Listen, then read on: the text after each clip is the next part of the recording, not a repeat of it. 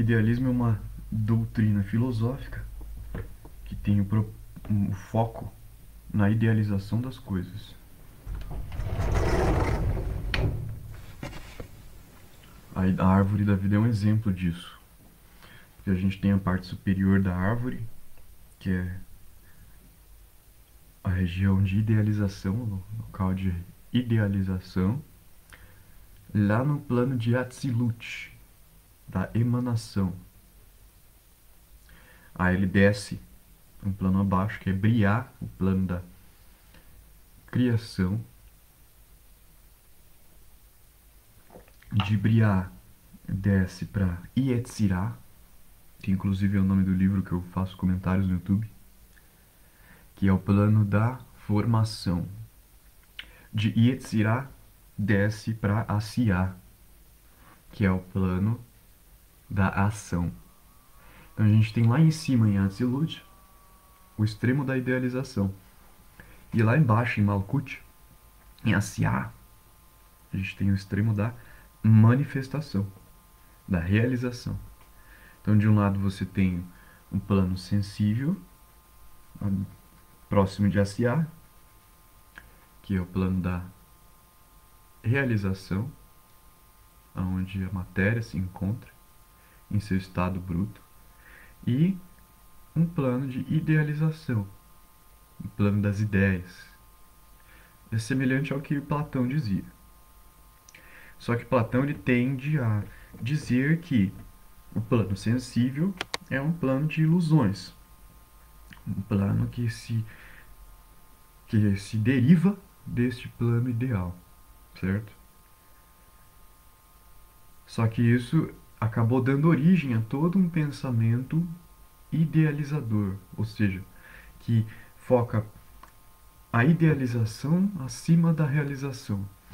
Então, a realização na matéria se torna algo secundário, algo desnecessário, algo ruim, enquanto a idealização se torna algo positivo, algo sagrado, algo bom. Mas isso se deve ao quê? Se deve ao desejo de tentar receber só o bem, de tentar produzir só o bem. E isso se traduz na idealização de um bem supremo, na idealização de uma realidade positiva, boa, perfeita, certo? E aí essa idealização se transforma em um mundo imaginário. E esse mundo imaginário acaba substituindo o mundo real da realização. E foi isso que acabou abocanhando o cristianismo. Porque o cristianismo acabou se viciando nesse tipo de prática, que é uma prática mágica, uma prática de idealização, de criação imaginária, no qual ele está criando um mundo só para ele. Só que ele está fazendo só um processo, percebe? Está fazendo só um lado do movimento, que é o de sutilização, ou seja, ele está pegando a informação que ele tem do plano real, que é o plano de Asiá, lá embaixo, na matéria, o plano, mundo real, mundo físico. Ele está absorvendo a informação desse mundo. O que ele está fazendo?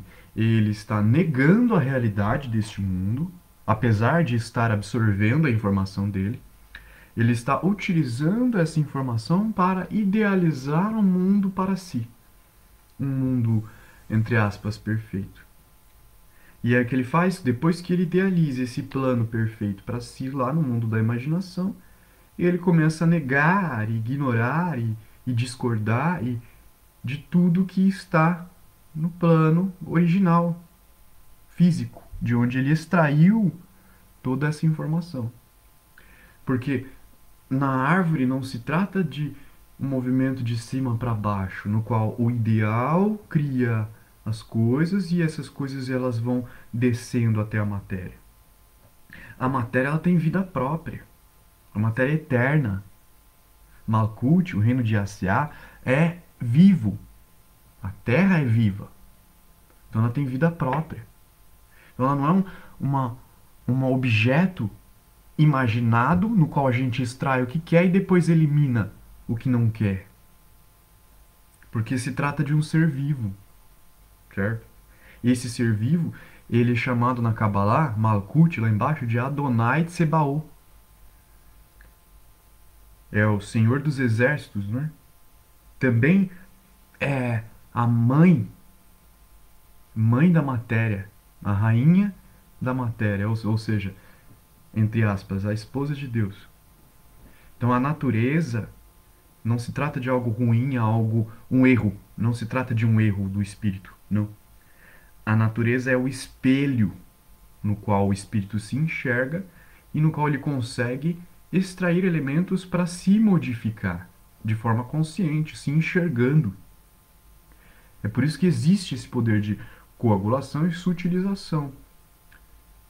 Porque o espírito ele consegue sutilizar a informação da matéria, abstrair elementos para se transformar, e a partir daí ele precisa se coagular novamente para trazer aqueles elementos que ele usou para se transformar de volta para a matéria, para que ele, assim como se alimentou da matéria, ele possa também novamente alimentar a matéria de volta. Porque senão ele se torna um tipo de parasita, entende? Por exemplo, o idealismo cristão, que tenta construir o seu império imaginário, a sua utopia e a sua ficção em cima da realidade, tentando destruir a realidade, condenando a realidade e se apegando totalmente a um mundo imaginário. É esse o problema do idealismo. Idealizar em si é uma faculdade do espírito, mas idealismo, se focar só na idealização, é ignorar a realidade material das coisas. Porque antes de idealizar, a consciência precisa conhecer a matéria na qual ela está misturada, na qual ela faz parte. Só conhecendo essa matéria que ela tem elementos para se idealizar. A árvore ela começa a crescer de baixo para cima. Ela começa a crescer da raiz. Primeiro ela enraiza, depois ela se eleva. Ela não cresce da copa para baixo. É isso que não faz sentido, entende? Uma árvore crescendo das folhas para baixo. Isso não faz sentido.